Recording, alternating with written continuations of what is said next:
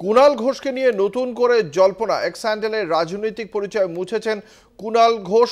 তৃণমূল কংগ্রেসের মুখপাত্র এবং রাজ্য সম্পাদক এই পরিচয় মুছে দিয়েছেন তিনি। এখন তাঁর পরিচয় শুধুমাত্র সমাজকর্মী এবং সাংবাদিক। অর্থাৎ এর আগে তার যে দলীয় যে সাংগঠনিকভাবে তিনি যে তৃণমূল কংগ্রেসের মুখপাত্রের দায়িত্ব সামলাতেন এবং রাজ্য সম্পাদক ছিল, দলের সাংগঠনিকভাবে তিনি দলের রাজ্য সম্পাদক ছিলেন, এই দুটি পদই কিন্তু তিনি তার এক্স হ্যান্ডেল থেকে মুছে দিয়েছেন কুণাল ঘোষ। এই মুহূর্তে তার পরিচয় শুধুমাত্র তিনি সমাজকর্মী এবং সাংবাদিক। ফলে কুণাল ঘোষ কেন এমন একটি পদক্ষেপ করলেন তা নিয়ে শুরু হয়েছে রাজনৈতিক জল্পনা। কথা বলবো, আমাদের সঙ্গে রয়েছেন আমাদের বিশেষ প্রতিনিধি দেবজ্যোতি ঘোষ। দেবজ্যোতি, তৃণমূল সূত্রে কি জানতে পারছো? তৃণমূল কংগ্রেসের মুখপাত্র কুণাল ঘোষের এই পদক্ষেপের কারণ কি, কি মনে করছে তার দল? দেখো, বেশ কয়েকদিন ধরে বেশ কিছু ঘটনায় অত্যন্ত ক্ষুব্ধ ছিলেন। কারণ বেশ কিছুদিন ধরেই দেখা যাচ্ছিল বিধানসভা ভোটের পর থেকে নন্দীগ্রামের জমি উদ্ধার থেকে শুরু করে বেশ কিছু কর্মসূচি কুণাল ঘোষ করছিলেন এবং বিশেষ করে তিনি হলদিয়াতে একটি বাড়ি ভাড়া নিয়েছিলেন এবং সেখানে দুই সাংগঠনিক জেলার নেতৃত্বের সঙ্গে যোগাযোগ রেখে নন্দীগ্রাম সহ বিভিন্ন জায়গায় পূর্ব মেদিনীপুরে তিনি কর্মসূচি করছিলেন এবং দেখা যায় উত্তর কলকাতায় বেশ কিছু কর্মসূচিতেও তিনি অংশগ্রহণ করছিলেন। এবং দেখো, গত দুদিন ধরে যে ঘটনা ঘটেছে তার প্রেক্ষিতে অত্যন্ত ক্ষুব্ধ কুণাল ঘোষ যে উত্তর কলকাতায় একটি বৈঠক হয়।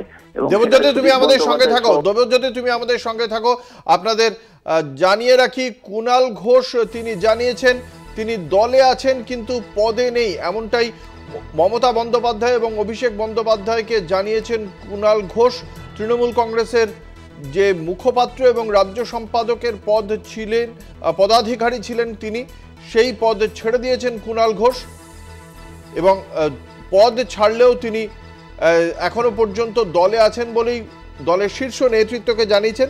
একই সঙ্গে রাজ্যের দেওয়া নিরাপত্তাও ছেড়ে দিয়েছেন বলেই সূত্র মারফত জানতে পারা যাচ্ছে। দেবজ্যোতি, সেক্ষেত্রে এই বিষয়টি নিয়ে কারণটা সম্পর্কে কি জানা যাচ্ছে? উত্তর কলকাতায় যে বৈঠক হয়েছিল গতকাল, সেখানে তাকে ডাকা হয়নি। এছাড়াও পূর্ব মেদিনীপুরে যে কর্মসূচি সুব্রত বক্সি করছেন সেখানেও তাকে ডাকা হয়নি।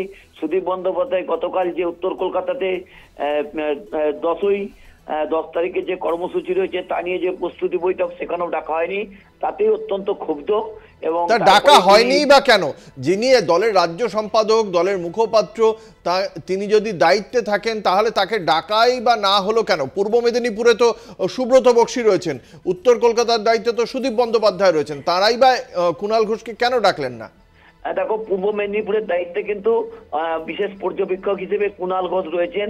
সেই কুণাল ঘোষকে না ডেকেই আজকে বৈঠক করতে যাচ্ছেন সুব্রত বক্সি এবং গতকাল সুদীপ বন্দ্যোপাধ্যায় তাকে বৈঠকে না ডেকে তিনি বৈঠক করেছেন।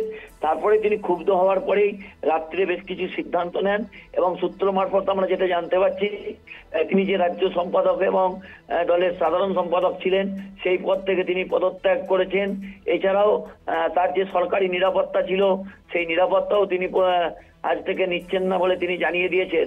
অর্থাৎ দলে তিনি রয়েছেন। এই যে সুদীপ বন্দ্যোপাধ্যায় এবং সুব্রত বক্সি 3 বছর ধরে যিনি পূর্ব মেদিনীপুরের দায়িত্বে রয়েছেন কুণাল ঘোষ, তাকে সুব্রত বক্সি তিনি কর্মসূচি করতে যাচ্ছেন, 3 বছরের জন্য দায়িত্বে থাকা কুণাল ঘোষকে তিনি আহ্বান জানালেন না সেই পূর্ব মেদিনীপুরে যাওয়ার আগে। সেটা কেন হলো সে বিষয়ে দল কি জবাবদিহি চাইবে সুব্রত বক্সি? এর ব্যাখ্যা কিন্তু দিতে পারবেন তৃণমূল নেত্রী মমতা বন্দ্যোপাধ্যায় বা অভিষেক বন্দ্যোপাধ্যায়।